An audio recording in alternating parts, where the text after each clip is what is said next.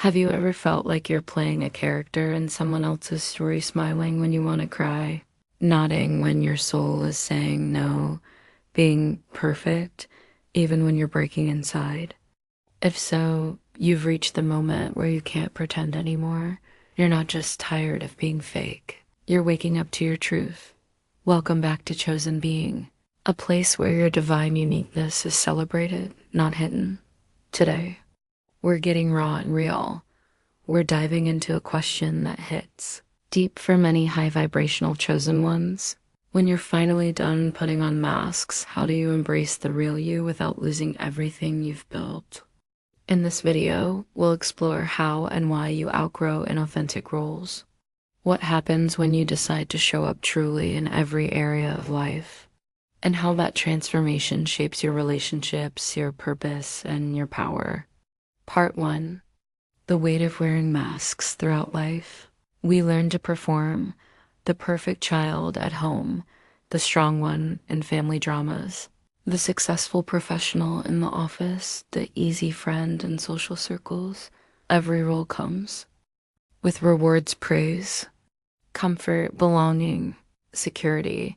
But there's a cost. When you keep being someone you're not, your soul pays the price. I know this because I've been there. Like the time I got that high-paying six-figure job, thought it looked perfect on paper. Status, security, my family's pride, but it wasn't mine. Not really. Every morning, I forced a smile. Every meeting, I played a part. Every promotion felt like another layer of armor I didn't need. Behind the mask, I was losing pieces of me. The turning point when enough finally becomes enough. We all cross that line, the moment we realize, I can't do this anymore. Maybe it's a panic attack in a boardroom, a breakdown on the street, or just waking up and suddenly seeing every part of your life as fake. For me, it was a quiet collapse. At 3 a.m., I sat in my car, phone off, asking, is all of this worth it? When you're living for everyone else's applause, it feels loud. But inside, it's deadly silent. That night, I decided, this ends now. The cost of authenticity, choosing truth over performance, will cost you things. People will misunderstand. You might lose a job, friendship, or opportunity. You'll scare away those who only liked the mask. I left my perfect job. It meant saying no to everything I thought I should be taught. My parents, confused. My friends, supportive but unsure, I realized. Showing you're real, you might be the bravest thing you ever do. Your authentic journey isn't a mistake. Here's what's true. This path is messy.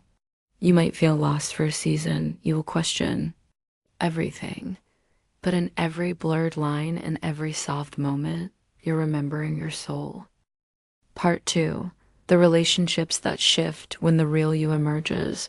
When you start changing, everything around you shifts. You may notice something strange when you start honoring your truth.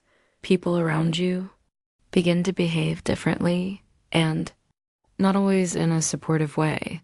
Some pull away. Some get defensive. Some even accuse you of changing as if it's a betrayal. But here's what's really happening. You're not changing for the worse. You're shedding roles they benefited from. You're no longer available for. Constant people pleasing, being the emotional fixer, playing the strong one, while breaking inside. Suddenly, the unspoken contracts you signed just to be accepted are being rewritten. And some people can't handle the new version of you because the old version was more convenient for them. A true story. Losing defined. Someone once messaged after a similar video I posted. She said, when I started setting boundaries, my best friend ghosted me. I cried for days. But deep down, I knew I was finally protecting myself. I was tired of being the emotional trash can for everyone else. Her pain was real, but so was her growth. Sometimes people leave not because you're wrong, but because you're finally right with yourself. The ones who stay, but not every relationship breaks. Some evolve with you. They'll say, I don't fully understand your journey, but I'm proud of you. Even if you change, I still see you. I'm here, no pressure. These are your people. These are the souls aligned with your frequency, not your performance. Outgrowing roles in family, this is often the hardest one. If you've always been the caretaker, the quiet one, the problem solver, and suddenly you say, I need time for myself. I can't carry this anymore. I don't agree with that. It may shake the foundation because your role was familiar, even if it was unfair, but your soul isn't here to play familiar. It's here to be free, inner dialogue, breaking your own conditioning. Sometimes the biggest resistance doesn't come from others, it comes from within. That voice that says, they'll hate you if you say no. Who are you without that job title? Don't be too much. You'll end up alone. Those voices aren't your truth. They're your programming, and every time you choose your real self, you rewire that voice. Slowly, gently. You return to yourself. Key message. You're not selfish for wanting a life that reflects your soul. You're not dramatic, disloyal, or unstable. You're just done pretending. Part 3, the breaking point at work, purpose and identity, pretending in your career. When the soul starts whispering, one of the biggest places people wear masks is at work. A career that pays well comes with security, even admiration, but secretly drains your soul. You smile on Zoom calls. You nod in meetings. You type best regards in emails, but your soul is screaming, this isn't me. And yet it feels risky to even admit that out loud, because what will people say? What? About the money, the degree, the years you've invested, personal experience, the 6-figure collapse. Let's talk real. There was a time I had everything on the outside, a 6-figure job, a comfortable lifestyle, social recognition, approval from family, but every day I felt like a ghost of myself. On paper, I had made it, but inside I was fading. I was showing up for a role, not a calling. Performing instead of living. Then came the breakdown. I started missing deadlines. My health declined. My spirit felt numb. I knew the truth. I had built a life that looked great in photos, but didn't feel like mine. Spiritual callings are inconvenient. The shift toward authenticity never happens at a convenient time. It might come right when your career peaks, just as your parents start relaxing while others are cheering. You on what the soul doesn't care about. Convenience. It whispers truth even when it's uncomfortable. And the longer you ignore that whisper, the louder life gets. Suddenly, you get into conflicts that never happened before you feel exhausted. Even after rest, the job that once gave you joy starts to feel suffocating. Why? Because your soul won't stay silent forever. The fear of leaving it all behind. It's terrifying to walk away from a false identity, whether it's leaving a job that made you feel important, stepping away from a relationship that gave you a sense of worth, letting go of a title that earned you applause. It's not just the loss of stability. It's the grief of losing the version of yourself you used to be. But let this sink in. That version of you wasn't fake. It was just temporary. You outgrew it. Now you're ready for more. What happens after you let go? There's a void. An uncomfortable in-between space where you don't fully know who you are yet. You're no longer that mask, but you're not fully your true self either. This is the cocoon phase. Messy, confusing, sacred. It's where transformation brews. It's okay if you feel lost here. That means you're not pretending anymore. And in this rawness, your real purpose will begin to unfold. Part 4, releasing emotions and reclaiming identity. The emotional detox after letting go. When you stop pretending and finally choose yourself, something unexpected happens. You cry not just once, sometimes for weeks, sometimes in random places, in the car, in the shower, in your prayers. It's not weakness. It's release. Every tear holds the pain of years you spent betraying your truth to be accepted, validated. or loved. This release is sacred. You're not breaking down, you're shedding. Why crying is spiritual? Have you ever noticed how lighter you feel after crying? That's because energy moves. For years, you've stored unspoken truths in your body. I'm tired of being the strong one. I don't want this life anymore. I want to be free, even if it costs me comfort. These feelings were ignored, minimized, buried, but now they rise. And your body helps you purge them tear by tear. Don't rush this. Crying is your soul's detox. It's not a breakdown. It's a break open. Solitude is not isolation. It's sacred rebuilding. One of the biggest signs you're awakening to your true self is when you crave space, not loneliness, but solitude. You begin to say no to draining conversations, unplug from fake social energy, cancel plans to be with yourself. At first, it feels scary. You'll wonder, am I becoming antisocial? Am I pushing people away? Why does silence feel better than company? But over time, you'll understand. Silence helps you hear your soul's voice. Clear and unfiltered, personal moment. Learning to sit with myself. There was a phase after I left my high-paying job where I had zero idea what to do next. The achiever in me panicked. But the soul in me said, just sit, be still, let the noise clear.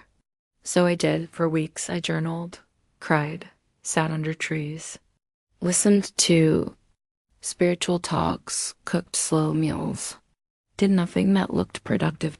And slowly, my spirit began whispering again. A new dream was forming, not from pressure, but from peace. That's where my true calling found me.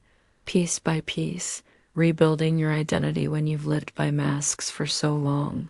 You may forget who you truly are. That's okay. Reclaiming identity is not a quick fix, it's a gentle return. Start small. What actually brings me joy, not what I was told should. What do I believe about love, success, God, not what culture or family said? What colors, music, food, and energy feel like me? This journey is yours alone. You are not broken, you are becoming, and every step you take back to yourself is sacred. Part 5, Authenticity, Awakening, and Divine Alignment. The soul finds its purpose in silence once you shed the mask. Once the pretending ends, and you sit in that stillness, a question rises. If I'm not who I was, then who am I now? And the answer? It doesn't come from your mind. It comes from the deepest part of your soul, often quietly, like a soft whisper. It shows up when you least expect it. You're walking alone, journaling under the stars, or watching something that touches your spirit deeply. The clarity comes, not through force, but through presence, a moment of divine spark, energy healing. Calling, remember that 6-figure job story from earlier? That same season of burnout led to something unexpected. There were signs, whispers. Started randomly bumping into books on energy healing. I'd meet people who talked about chakras, vibration, aura, and they made me feel something inside alive, but I ignored it because how do you leave something successful to chase something invisible? But every time I ignored the pull, life got harder until one night, I had a dream, a very vivid one. I was standing in front of a crowd, not talking about business, but healing. And my whole body vibrated with truth. That moment changed everything. It wasn't just an idea anymore. It became a mission. The spiritual path isn't linear. Once you accept the calling, don't expect everything to magically work. It won't. You'll still doubt yourself, feel like a beginner, wonder if you're going crazy, but you'll also notice synchronicities aligning, people appearing at the right time, money showing up from unexpected places, and peace. Real peace, that's how you know. It's divine. It's not perfect, but it's aligned. Spiritual awakening is not just meditation and crystals, it's real life surrender. Losing friends who liked the old version of you, disappointing people who expected you to play a certain role, choosing rest over hustle. prioritizing peace over applause. It's realizing that the most sacred thing you can do is honor your truth. Even when no one claps for it, even when you walk alone, because when you walk in your true path, God walks with you. Divine timing begins when you stop forcing. Before this awakening, you likely lived on deadlines. I have to be successful. By 30, I need to be married by now. I should have had a house, a title, a brand. But once you let go of the script, you begin to trust the unfolding because you realize you weren't late, you were being prepared. That rejection wasn't punishment, it was protection. That pause wasn't laziness, it was alignment. Divine timing isn't slow, it's sacredly timed. Part 6, Living in Your Truth, the power of being real. What happens? When you finally step into your true calling, there comes a day when you stop just dreaming about the life you want and actually live it. It starts small. You begin saying no to what drains you. You start saying yes to what feels aligned, even if it scares you. You start creating instead of just consuming. You stop dimming your light to fit into rooms you've outgrown. The most powerful shift isn't external. It's when your energy matches your purpose. Suddenly, life feels like something you're participating in, not just surviving. People will notice the shift, even if they don't understand it. When you stop pretending, you glow differently. Not everyone will understand. Some will distance themselves, criticize you, call you too sensitive, too deep, or too much. Let them. You weren't made for everyone. You were made for truth, and real people, your soul tribe, will feel your frequency and find you. Real life example, losing friends, gaining soul family when I started walking my path as a healer. I lost many people. They didn't understand why I gave up a stable career, why I was talking about energy, alignment, vibrations. They laughed, dismissed me. Some even cut ties. At first it hurt, but then slowly I started meeting my people. A woman at a workshop who cried after hearing me speak. A young man who said, "Your story helped me leave a toxic job." Emails from people saying they feel seen, heard, healed. That's when I realized, when you live your truth, you give others permission to do the same. Being authentic is the greatest service to the world. You don't need a million followers. You don't need to be famous. You don't need to prove anything. Just be real. That alone heals. Your energy, when it's aligned, shifts spaces. Your presence, when it's pure, comforts others. Your story, when it's honest, liberates someone who needed to hear it. You are no longer who you were, and that's a good thing. Let's acknowledge this truth. You outgrew who you were. You shed roles that once helped you survive, but now limit your soul. You said goodbye to parts of yourself, not because they were bad, but because you're evolving. Don't wear the mask.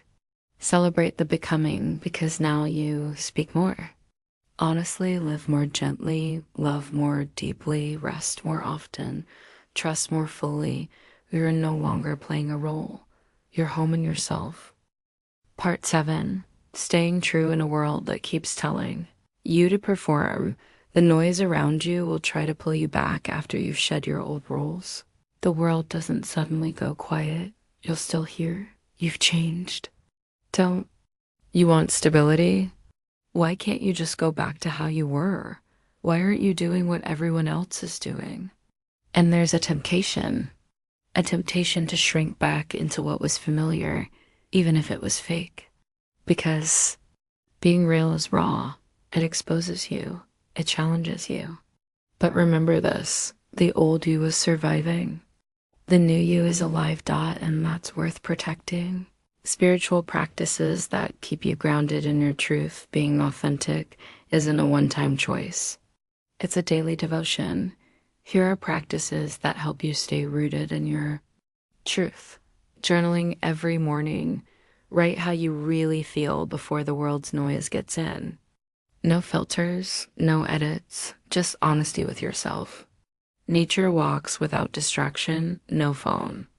No music, Just you, your breath, and the earth. Let the silence clear the dust from your spirit. Regular energy detox. Use sage sound. Baths or salt baths to release energy that isn't yours, especially after being around crowds or emotional people. Speak your truth daily, even in small ways. Say no when you mean no. Express your real opinions, not what's safe to say. Connect with soul-aligned people. Talk to those who remind you of who you are, not who you were. Real example. A day I almost gave in there was a day I almost applied to another corporate job. I was tired. The bills were piling up. My family was questioning my choices. People were asking what I even do now. So I opened my laptop, updated my resume, typed in project manager roles, Australia. But something didn't feel right. My chest was heavy. So I paused. I opened my journal and wrote, why do I want to go back to what broke me? That question saved me because I remembered the job gave money, but this path, the one I'm on now, gives meaning. Mental reprogramming, shifting from approval to alignment. We've been raised to seek approval. Parents, teachers, bosses, society, but as a chosen one, your soul craves alignment. This means you no longer ask, will people like this version of me? You now ask, does this version of me feel real? When you choose alignment over approval, something magical happens. Your energy becomes uncheckable, even when people don't understand. Even when the path looks lonely, you carry peace, because you know you're being true. Part 8. Your truth is your legacy. Your story heals, even the parts you want to hide as a chosen one. You've lived through things most people wouldn't understand. You've loved deeply and lost painfully, walked through loneliness. With no map, outgrown friendships, jobs, and identities, faced rejection not once, but many times, pretended to be okay when you were silently breaking. But here's what no one tells you. Those exact experiences are what make you powerful. They make you relatable. They make you real. And when you speak from those places, not the polished version, but the raw truth, you heal others just by being honest. Real life example. How my brokenness became someone else's breakthrough. One day, I decided to share online about how I left a 6-figure job to follow my soul calling. I was scared. What would people think? But I posted it anyway, and within 24 hours, a woman messaged me. I thought I was going crazy. But your story reminded me that my soul isn't broken. It's just waking up. Thank you. That's when I realized we don't have to be perfect. We just have to be truthful. Every step you take in truth. You heal the line before you. This is bigger than just you. Every time you choose rest over hustle, choose healing over hiding, choose alignment over approval, you're rewriting the story. Not just for yourself, but for your ancestors who never had the chance, your children who will grow up in more conscious energy, your community who needed someone brave enough to go first. This is spiritual legacy. This is what happens when you stop pretending and start living. From pretending to power. Let's remember how far you've come. You went from saying yes when you wanted to say no, smiling through pain just to keep peace, performing roles that felt like emotional chains, silently suffering for the sake of belonging, to now living with intention, honoring your truth, saying no without guilt, choosing peace over performance, shining without asking for permission. This is your power. This is your becoming. This is your path, and you're walking it beautifully. Final message to the chosen ones who can't pretend anymore. If you've reached that point where the mask just won't stay on anymore, good. It means your soul is ready. Ready to lead, ready to love, ready to liberate, ready to live. Don't wait for permission. You are the permission. Let the world adjust to your truth, not the other way around.